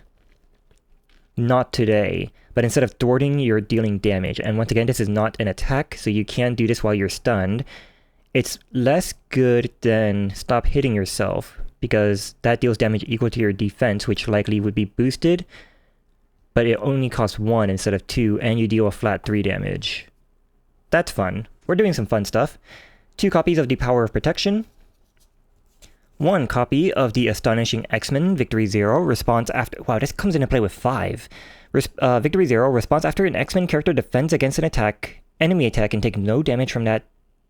And takes no damage, remove 1 threat from this scheme. When defeated, stun and confuse each enemy in play. Good enough that I would probably play it. On to the colorless cards. Gambit, Remy LeBou. 3 cost ally, X Thwart, and X attack. 1 consequential damage for each, 3 HP. Thief, X-Men. X is the number of boost icons on the card under Gambit. Response after Gambit enters play, look at the top 3 cards of the encounter deck and tuck one of them one under him, so only the boost field is visible. No, that's incredible. Wait, no, this lets you scry the top 3 cards, choose which next 2 are gonna be. You can't reorder them, but you know what they are. And then you get to... Oh man, he could have a 4 boost under him and have 4 attack and 4 thwart. Or more likely, max you could get his 3, but still, that's incredible actually. Gambit's really, really good. We have... Mora McTarget, 2 cost support. McTarget. Alright. Persona. Play only if your identity has the mutant trait. Response after a mutant alter ego changes into hero form. Exhaust Mora McTarget. That hero's controller draws 1 card. I'm gonna go with that's good. We have your Energy, Genius, and Strength, which will be used to make up for the Energy, Genius, and Strength that I don't have in Bishops, since I bought that secondhand. And then your Nemesis stuff, stop, and then we have some more player cards. Excellent. Okay. Combined Forces, 3 copies of this, 1 cost event, Alliance, hero action, exhaust an X-Force character and an X-Men character, defeat a non-elite minion. I'm gonna go with not good. As an aggression card, I'm gonna go with not good. You have to exhaust 2 characters just to defeat a non-elite... No, that's not good. 3 copies of Gunbloat Diplomacy, 1 cost event, attack, thwart, alliance, hero action, attack, and thwart, exhaust an X-Force character and an X-Men character, remove X threat from among schemes in play, and deal X damage among enemies in play where X is the combined thwart of the 2 exhausted characters. So this is a more versatile mass thwarting event, because you get to... It doesn't have to be evenly distributed, and you don't have to deal damage to your allies doing this. I'd have to see more X-Force allies, because I don't think I've seen any yet. X-Men, yeah, I have nothing but X-Men. So these cards do nothing for me at the moment. And then we have another modular encounter set, the Crazy Gang, I guess. But that's something I'll have to look into when I play them. Speaking of which, I still need to play freaking Hercules Hectate modular encounter set, because I didn't play with that yet because it scared me. So I still need to do that at some point. And last but not least is Magneto. Now Magneto, I obviously know who Magneto is, Master of Magnetism. He is completely overpowered in every single aspect when it comes to who Magneto is. I think he's one of the strongest mutants like in the world. which obviously makes him a big, like villain guy in terms of strength. So I'm a little confused as to why he's a hero. I was not aware he was a hero. But hopefully he's a powerful hero. Like, it would seem kind of weird if he's not powerful when he's a hero as opposed to when he's a boss. Even if they're like, oh, his powers got nerfed or something because his heart grew 3 times bigger and it couldn't contain the power of magnetism. Like, it's Magneto. Come on. I also know that there's a Magneto fight. I believe he's the last boss in Mutant Genesis, which is once again out of print, and therefore I will never be able to afford it. So, Magneto. 222 in all stats, 5 hand size, 10 HP, and 6 hand size, so standard 6-5, 3 recovery. Eric Leshner, Mutant, Survivor. Response: after you change to this form, shuffle the top 3 cards of your discard pile into your deck. I think that's good. I'm not sure how often you're expected to do this. Magneto, magnetic pole action. Discard cards from the top of your deck until a magnet card is discarded. Add that card to your hand. Limit once per round. Magnetic card is discarded. Okay, so yeah, his cards seem to have the magnetic trait. Unfortunately, he does not have the magnetic trait himself, so you can't use... Man, that's so weird that they included a card that was like, hey, if your hero has a bunch of traits, you can pay for that card using those... But the heroes that came out in this wave don't have those traits. That's so weird. That's weird. Okay. 1 copy of a 2-cost support, Asteroid M. Okay, so you basically have a hand size of 6 because you're discarding cards from the top of your deck until you get one of your own cards, but you're also milling from your own deck, so that's kind of awkward. 2-cost support, Asteroid M, location, magnetic, alter ego action. Okay, so you do have alter ego action cards, so you are expected to flip a lot, I guess. Exhaust, Asteroid M, shuffle the topmost magnetic card in your discard pile into your deck and heal 1 damage from your identity. What's your base recovery? 3? So you effectively have 4 recovery out of 10. Sure. I don't think I'd be in a rush to play this. Like, during the first deck cycle, I don't think I would play it. 2-cost support. That's kind of rough. There's a lot you want to play. 3-cost upgrade, Magneto's helmet. Magneto gains steady. I believe that means you need to have 2 stunned or confused to actually be stunned or confused. Resource, exhaust Magneto's helmet. Generates a wild resource for a magnetic card. Wait, this just never goes away? Oh, this is incredible. 3-cost upgrade, that's a helicarrier, plus you gain steady, that's incredible. Magneto's armor, 2-cost upgrade. Response after you resolve your magnetic pole ability, if you discarded at least one of the following resource icons, and yes, this is the hero form 1. Magneto gets +1 toward till the end of the round, attack till the end of the round, or defense until the end of the round, and you already have 2/2/2, so that's pretty good. This is not once per turn. This is once per round, but there might be a way to make... No, this is not exhaust, so there probably won't be a way to make it so you can do this multiple times. Magneto's cape, 2-cost upgrade. Armor, magnetic. Magneto gains the aerial trait. Response after you resolve your magnetic pole ability. Exhaust Magneto's cape. Ready, Magneto. Okay. Cool. So you have a built-in ready as well. Okay, Magneto's gonna be...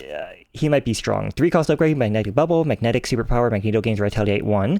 Force interrupt, when you would take any amount of damage, place it here instead. Then if it's at least 6 damage here, discard magnetic bubble. 3-cost upgrade, so this is cheaper than the ice wall, but it does 2 less prevention. But while you're doing that, you have retaliate, so yeah, this is really, really strong. 2 copies of Wrapped in Metal, 2-cost upgrade, magnetic, hero form only. Attached to a non-elite minion, attached minion cannot activate. Treat its printed text box as if it were blank.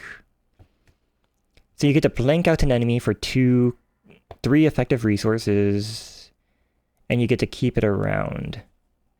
If this was a Tigra card, it would be busted. I'm not sure about Magneto, though.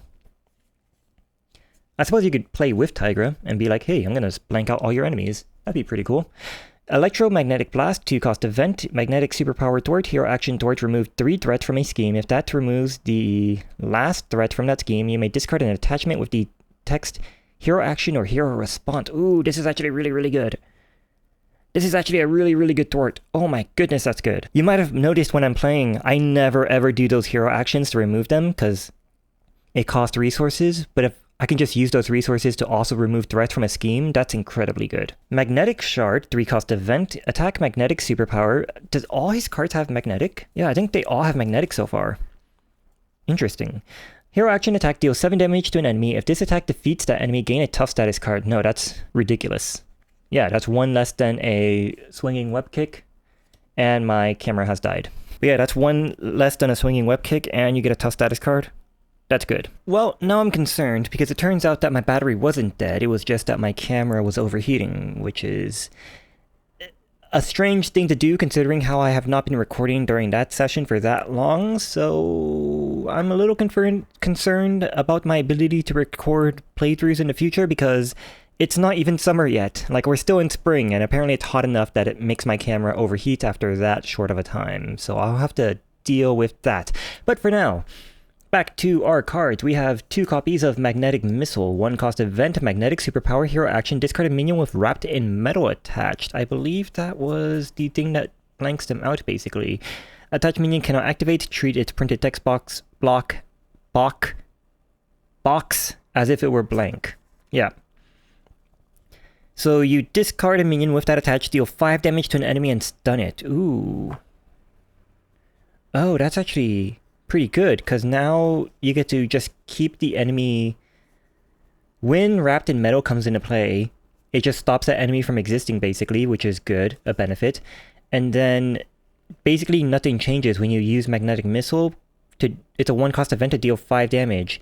And the board state effectively doesn't change because they weren't doing anything anyways, and now you just get rid of that minion. That's interesting, okay. And then 2 copies of Master of Magnetism. Hey, that's his title, Magneto, Master of Magnetism. This is a resource with a energy and mental resource icon, and you only have 2 of them as opposed to 3, so yeah, it really seems like Magneto can do everything. He has good thwart, he has good minion ability to take care of minions. He cannot take damage thanks to his magnetic bubble. He can ready himself for free.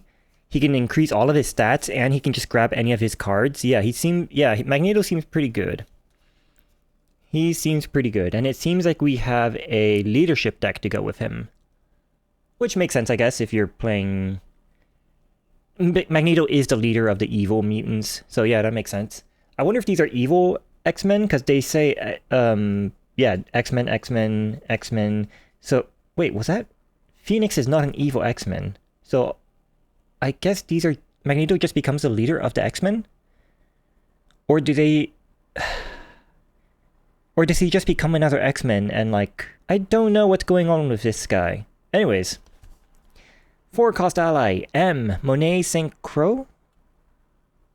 I don't know how to pronounce this. I'm gonna assume it's Monet St. Croix. I suppose it could be like Crew... Whatever. Monet, M. 4 cost ally, 2 thwart, 3 attack with 2 consequential damage, 4 HP. Response after M enters play, defeat a minion with fewer remaining hit points than M. I don't think that's good.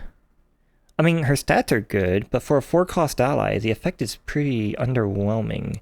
Even if you have that 1 bishop card, what was it? Well, it's not a bishop card, but it's a card that came in its pack. Team Training. Each ally you control gets +1 hit points. This does not say equal or less than, so this is just less than. So base, they would only defeat a minion with 3 hit points remaining. And then boosted, they would defeat a minion with 4, but then like the minions that you care about have like 5 or 6 or 15. It is just a minion. It does not say non-elite minion. So I guess she's could be good. She might be good. Kid Omega, 2 cost ally, 2/2/2 for wow, that 2/2/2 with 1 consequential with 2 HP. That's okay. Quentin Choir. Response. After Kid Omega enters play, choose to either spend a energy resource, deal 1 damage to each enemy. This is not each enemy engaged with you. This is just each enemy. So this is a...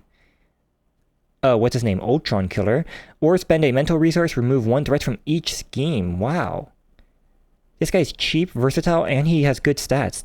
Okay, this guy's broken. No, what the heck is this? 3 cost ally, Phoenix, Jean Grey. I think we all know who Phoenix is. 2 thwart, 1 attack, 3 HP. Psionic X-Men. Response after Phoenix enters play, choose an X-Men ally, ready that ally, and heal 1 damage from it. Yeah, strong. I don't even have to say it. 4 allies. Okay. Cyclops. This is Scott Summers, and I'm just gonna say it. Scott Summers, Cyclops, lamest X-Men. He's just boring. He's a boring guy. I don't care about him at all. He's... Whatever. 3 cost ally, 2 thwart, 2 attack, 2 HP. So this is kind of underwhelming for a 3 cost ally. Kind of ish. Only 2 HP. X-Men response after Cyclops enters play, choose an enemy until the end of the phase. Increase the amount of damage that enemy takes from each attack by 1. Ooh. Oh, never mind. He's not underwhelming. This is not each attack you do. This is just each attack. Until the end of the phase, increase the amount of damage that enemy takes from... That's actually incredible, actually. So yeah, you don't need him to have more than 1 HP. You don't need him to have more than 2 HP, because he comes into play, does his thing, the enemy takes a bunch of damage, and then he chump blocks, and then you want him back in your deck as soon as possible so you can get him back out. Never mind, he's good, he's good, he's good. 1, 2, 3 copies of Won't Stay Down, 1 cost support, condition. Play only if your identity has the X-Force or X-Men trait, max 1 per player, alter ego action, discard, discard. Return an X-Men or X-Force ally from your discard pile to your hand. And then you can get back Scott Summers, Cyclops, to play him again. Yeah, okay. Okay, sure. I don't understand why leadership is getting so much support. There was one of the... Bishop is a leadership deck, as well as Magneto in this wave. And then in the... What's it called? Agents of S.H.I.E.L.D. wave also had a main deck be leadership, Murray Hill's leadership, as well as I think... I don't have him yet, but Falcon, I believe, is also leadership. I don't understand why leadership is the best aspect and it's getting so much support even then. 0 cost event squared off. Tactic. Hero action, discard cards from the encounter deck until you discard a minion. Put that minion into play, engage with you. Play an ally from your hand, reducing its cost by 3. No, this card is bad. This card is just bad. It's effectively reducing its cost by 2 because you have to use this card.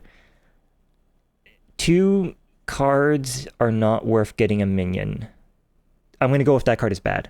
Although the quote is, let's do this, by M, who is the first ally here. That's cool. I wonder if they did that on any other cards. I guess we'll find out. 3 copies of Noble Sacrifice, 1 cost event. Hero action, discard an ally you control. Discard an ally you control. Heal damage from your hero equal to that ally's printed hit points and give your hero a tough status... What the heck? This is actually super strong. You don't need to chump block. If that ally is on their last legs, you don't need to chump block with them because this gives them a tough status card, gives you a tough status card. And the villain would attack you first. Oh my, this is broken actually. Why is leadership so broken? Heal, and you get to heal equal to their printed hit points. That's broken. 3 copies of You Got This, 1 cost event. Tactic. Hero response after... Oh, this is... I forgot I should be checking for energy resources, because then you can use them with Wonder Man. This is an energy resource and nothing else. Or no other events. 1 cost event. Tactic. Hero response after you exhaust your hero to make a basic thwart or attack. Discard an ally you control. Add that ally's matching power to your hero's power for this use, and then ready your hero. Okay. Sure. Alright. I think that's worse than the Noble Sacrifice, but that's still like... wow. Hercules could actually really... Maybe this is why Hercules came in leadership. You were expected to have Hercules, and they were expecting you to have Magneto's leadership cards to supplement his deck. Because this would actually be pretty good with Hercules. Yeah. Alright. 0 cost player side scheme. New recruit. Victory 0, 2 per person leadership. Victory 0. Play only if your identity has the X-Men trait. When defeated, each player chooses a set-aside new ally and adds it to their hand. New ally. Okay, so there's 4 of these new allies. And this is 2 per person, which is not that hard to thwart when you're playing leadership because you have a lot of allies that can thwart this. So what are these? When defeated, each player gets to choose 1 of these and adds them to their hand. So we have 2 cost ally, 2, 2, 2, 2. Oh, these are all 2 cost allies. And they're all 2, 2, 2s. Okay. We have Noriko Ashida. Linked new recruits. If you have the mutant or X-Men trait, Surge gets +1 attack and does not count against your ally limit. So she's a 2/3/2 if you're playing a X-Men, not X-Force. We have Anoli Victor Barkowski? Huh. Barkowski. Chuck. This is linked to new recruits. If you have the mutant or X-Men trait and only get +1 thwart and does not count against your ally limit. So this is next one is probably going to be, well, there's no defense. What is this one going to be? Mutant or X-Men Bling. This is Roxanne Washington. If you have X-Men or Mutant, she gains toughness and does not count against your ally limit. Probably the best one. And Indra Paris Gavaskar. Mutant or X-Men, he gets +2 hit points and does not count against your ally limit. This one's probably the worst one, because if you're playing a creature, or not a creature, an ally that costs 2, you're probably going to chump block with them afterwards. I mean, I suppose if you really want to keep them, I'm still going to go with he's the worst one. That's fun, I guess, but these are very linked to, these allies are very much linked to you being an X-Men or Mutant. So each player chooses one of them and adds it to their hand. The cost goes up to defeat this by 1 per or 2 per player. But if you're playing with non-X-Men, then this doesn't really benefit them that much. I mean, it's still a 2-cost ally, so it's still a benefit, but still. On to the colorless card. 3-cost ally, White Queen, Emma Frost. 2 thwart, 1 attack, 3 HP, Psionic X-Men. Play only if your identity has the X-Force or X-Men trait. Response after White Queen enters play, discard a status card from your character. That seems really weak. I thought Emma Frost was like super strong. Like she's one of the strongest X-Men, but this seems like a really weak effect. I'm kind of blown away by how underwhelmed I am by that. 1 copy of 0-cost event, Face to Pass, max 1 per deck. Hero action, search the encounter deck, discard pile, and set aside area for your Nemesis minion and reveal it. Ready your hero and draw 3 cards. You cannot attack the villain this phase. Remove this card from the game. Whoa. That's actually really interesting. This is a player card that puts your Nemesis minion into play. But then you get to ready your hero and draw 3 cards. You cannot attack the villain this phase. But that's okay. Because you, I'm assuming in this context, you does not include your allies. So your allies can still do stuff. I like this card. This is a card that you could put in... This is like a hero-dependent card based off their Nemesis set. I think most of the time when I'm building my deck, I don't really consider my Nemesis set because I don't look at them until they come up. But Face to Pass makes it a lot more interesting. Like, you have to keep that in mind. As a possibility, I mean. I like that. 3 copies of Deft Focus, 1-cost upgrade, skill, max 1 per player. Hero action, exhaust Deft Focus, remove or reduce the resource cost of the next superpower card you play this turn by 1. Okay, so this one is max 1 per player, so I probably wouldn't take 3 of them, but that's pretty cool. A superpower card. Superpower, 1, 2, 3. Okay, so Wrapped in Metal is not a superpower, but neither are your upgrades, but you have a decent number of superpower cards in your deck. Pretty cool. And it's only a 1-cost upgrade. Seems worth it to put it into any deck that has any amount of superpowers in it. Energy, Strength, and Genius once again. And then we have our Nemesis stuff. What is... Okay, I'm going to look at Exodus. Magneto's Nemesis minion. Steady, Toughness, Villainous. Never mind, I don't want to put this guy into play. 2 scheme, 2 attack, and 6 HP. Steady, Toughness, and Villainous. Force response after Exodus attacks you. Discard cards from the top of your deck equal to his attack. No, I don't... Alright, Face to Pass. Not using it with Magneto at the very least. And we have... Yes, we do have more player cards. Children of the Atom. 2-cost support. Or 1-cost support. This comes with 3 of them. Play under any player's control, max 1 per player. Each X-Force, X-Factor, X-Force, and X-Men character you control gains the X-Factor, X-Force, and X... Oh. So basically they all become the same. Which allows you to do stuff with the... Oh, what was it? Jubilee's cards had? Yeah, Mutant Mayhem, Serve and Protect. And I think there was another one that was like that. Wasn't there another one like that? I could have sworn there was one. It might not have been in Jubilee's deck, but yeah, there was stuff that was like, hey, do stuff. Yeah, Gunbloat Diplomacy in Nightcrawler's deck.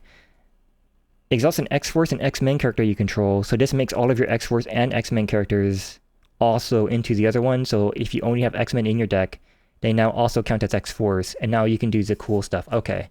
Okay, never mind. Children of Atom is obviously a very good card. Depending on if you want to use those cards or not. That's...